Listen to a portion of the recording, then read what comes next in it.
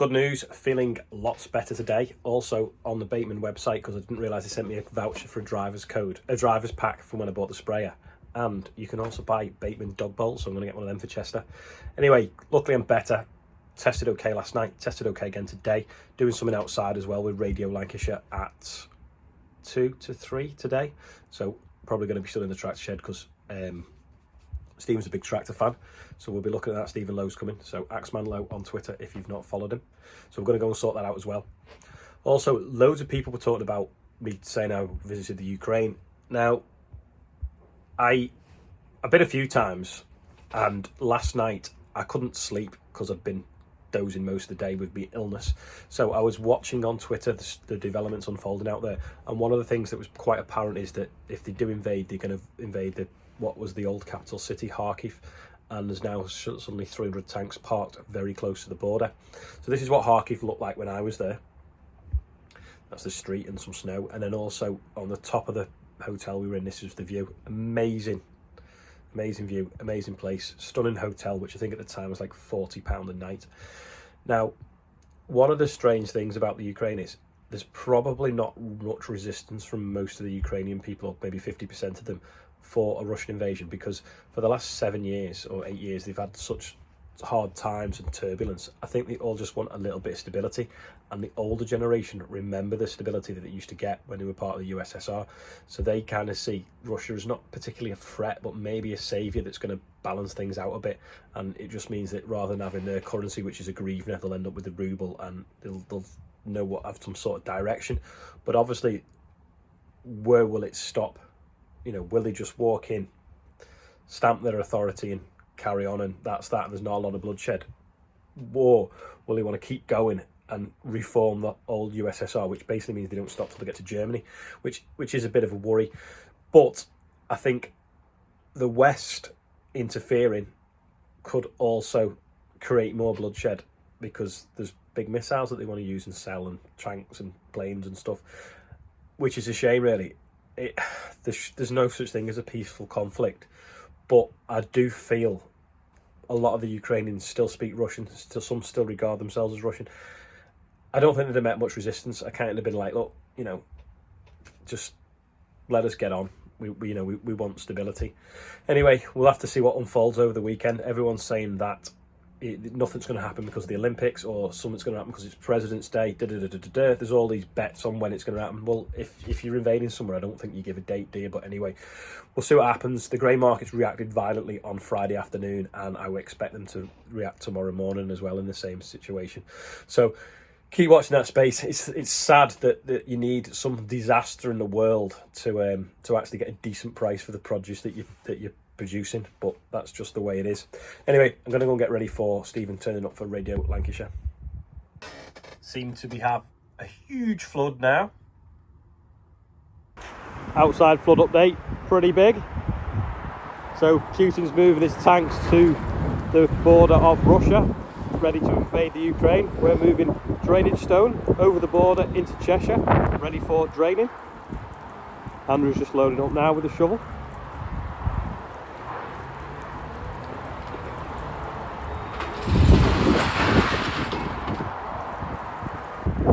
Count how many days that wheat's been underwater for now this winter.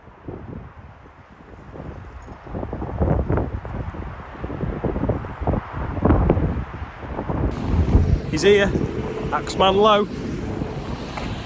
Andrew's just off for the last load of the day, I think.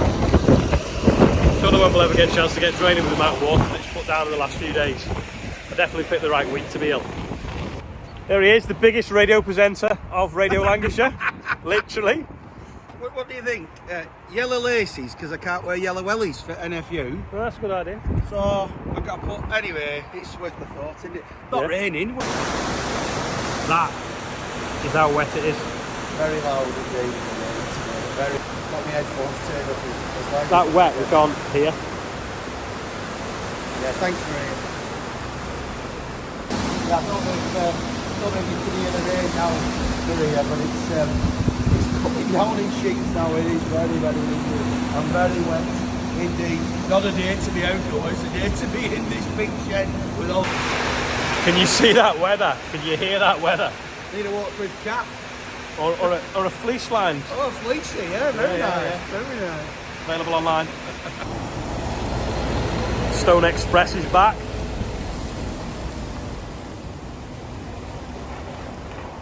Are we live yet again or not? Not yet, 2 minutes, 2 tune. minutes. We'll one record tune, this then one. We're live again. What's the tune? What's the tune? Do you know? I don't know. I don't. Wet, wet, wet. It's not. It should be wet, wet, wet today, shouldn't it? Stormy weathers or something like that. Yeah. Maybe something about wood chip next, eh? Good idea. I'll film this one. And he is a YouTube, well, farming superstar in the northwest. With the rain has stopped, which is good. It was terrible, wasn't it? 20 minutes ago. Well, yeah. I mean, one of the lads has just come back in the yard and he said it's flooded the roads where he was coming from, which was limp. So it's not good. It's not good at all. We've come outside into this this part. It does feel like I'm on a film set because we're on day 700, really special day. But I know all of your farm inside out because of those videos. And tell us where we are now. We're in the shed that we store the wood chip in now for the biomass boiler.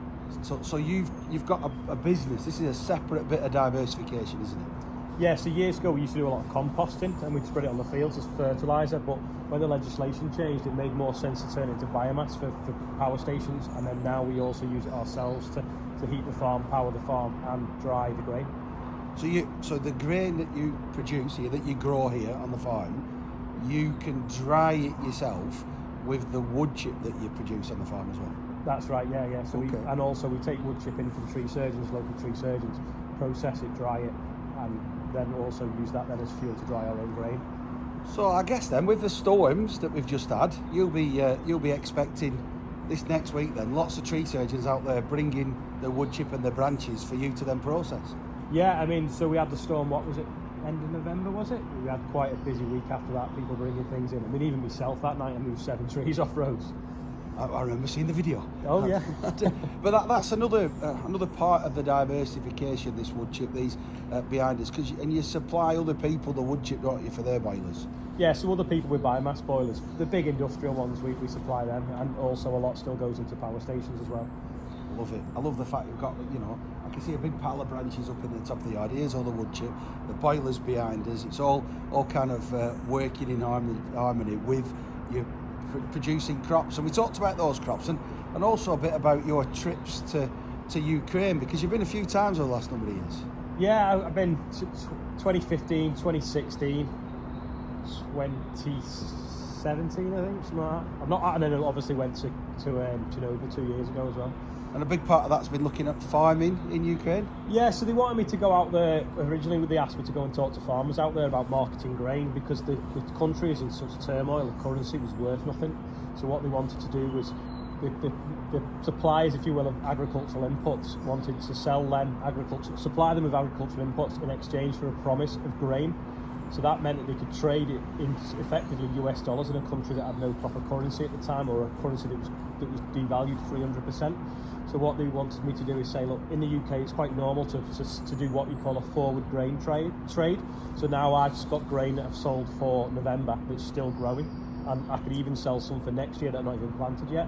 So it's to sort of explain to Ukrainian farmers that it's quite normal to do future grain trades.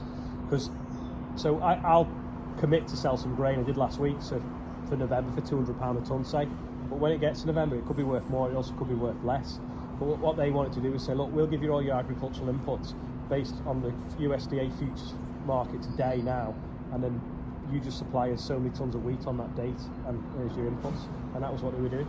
And in terms of I mean, they're a huge exporter, aren't they, of grain? And in terms of like, where are they kind of saying, this is a fairly modern farm, a lot of modern agricultural machinery on here. Where do they fit in that scale in Ukraine? Oh, another level altogether. The farms that we were going around with 10, 20, 30 times the size of this one. 10, 20, 30 times more staff as well. They didn't perhaps need them staff, but when we say in Russia and Ukraine, everyone has a job, but no one does any work. That's okay, all right, I see. and between Russia and Ukraine, that's, is it 26% of the world's, was it 29% of the world's wheat exports? Oh, well, yeah, definitely. Yeah, I mean, the breadbasket of Europe is what it's been called for years, and I think that's probably one of the reasons why Russia wants it back, if you will, or they want the whole USSR back. So this is fascinating, I think, that with you know, the threats of war in that particular part of the world then has an impact on the price that you can sell grain for in the UK, because that futures market changes because of something happening halfway around the world. Oh, every minute, every headline. So on Friday it was up and down all day, and it actually closed 2.5% up, and that's just because of the threat of moving a few tanks. That's strange. The world is interconnected, isn't it? All through food and through food production. Food and energy. Food and energy.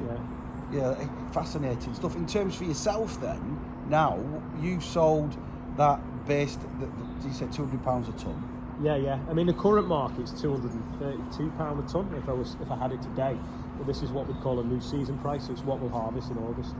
So how tall is that crop in the ground now? Well, it's under the water over there. Oh, so it's flooded at the minute. Yeah, some of it is, yeah. Okay. Yeah, no, it's 2 inches tall, yeah. And it's already sold. Yeah. Only a percentage. I won't sell it all, because you can end up. So when we had that drought year, I'd normally try and sell a third forwards, but when we had that drought, in effect, I'd sold more than half forwards. So there was good prices because there was a drought, but there was no yield, so got burned that year. It's a gamble, isn't it? So you got all that. Imagine working all year and gambling on what your wages are going to be at the end of it, and knowing for your endeavour and your labour. You've got to be on the ball, haven't you? This is not just driving around in a field in a tractor and hoping all will be well. Well, no, and it's a long gamble as well. So, you know, that grain, we've made the decision to plant it in September. I've now sold it, or I could have harvested it, not knowing what I was going to get, then not knowing what the price was for another year after. So it could be a 24-month gamble. And is that where part of your diversification comes from? Because some of the businesses like the wood chip that you've got here, the YouTubing, a little bit more of a steady income through the year, perhaps. That kind of counterbalances if we get a bad year with the grain. Yeah, it's just migrating the risk. You know, something that will take the risk out of the job to keep you going, keep you more sustainable.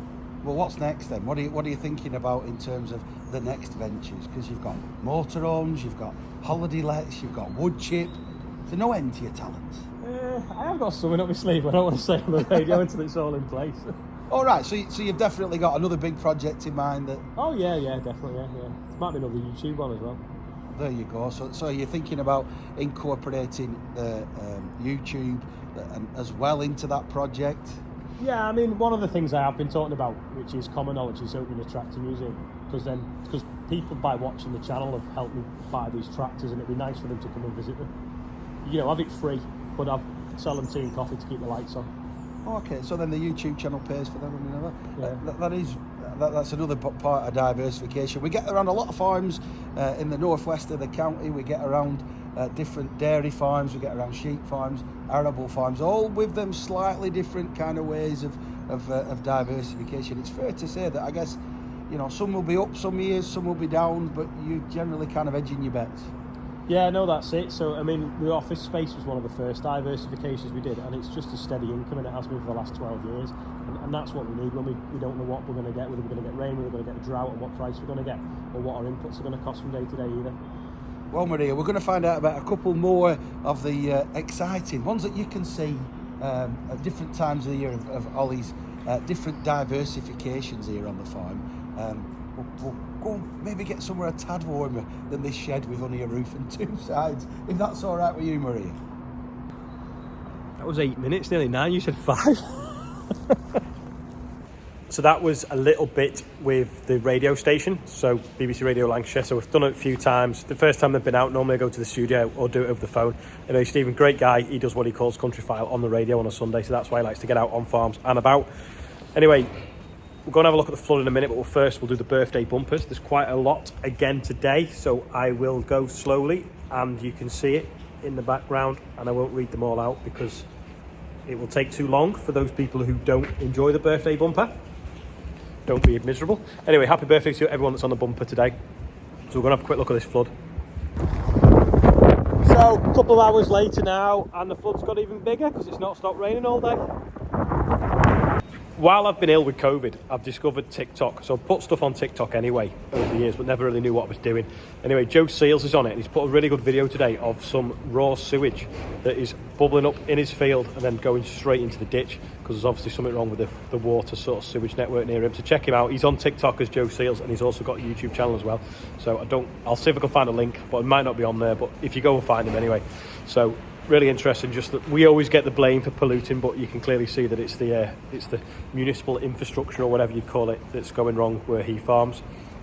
Anyway, thanks for watching today. Bit of a funny mash up with the fact that we were doing the radio station as well at the same time. A little bit briefly touching on the Ukraine. Another random fact as well is it takes 111 tons of fuel to get a plane from Gatwick to Hong Kong, and it's the same back. So huge carbon footprint of these planes. I don't want to start a big campaign about banning planes, but just some of the facts that don't get talked about because everyone likes going away on holiday. So thanks everyone that's watching. Might be completely normal day tomorrow on the farm. No diversification Sunday because I've just been busy with the radio station today anyway. So thanks for watching, and I'll see you tomorrow. Oh no. How are you feeling today? Because I'm back to 90%. So how are you? I want everyone that's watching to answer, because people are getting lazy now and not commenting and answering the questions when I ask them. So yeah, if you got a chance, leave a comment how you're feeling today. I'm 90, and I'll see you all tomorrow.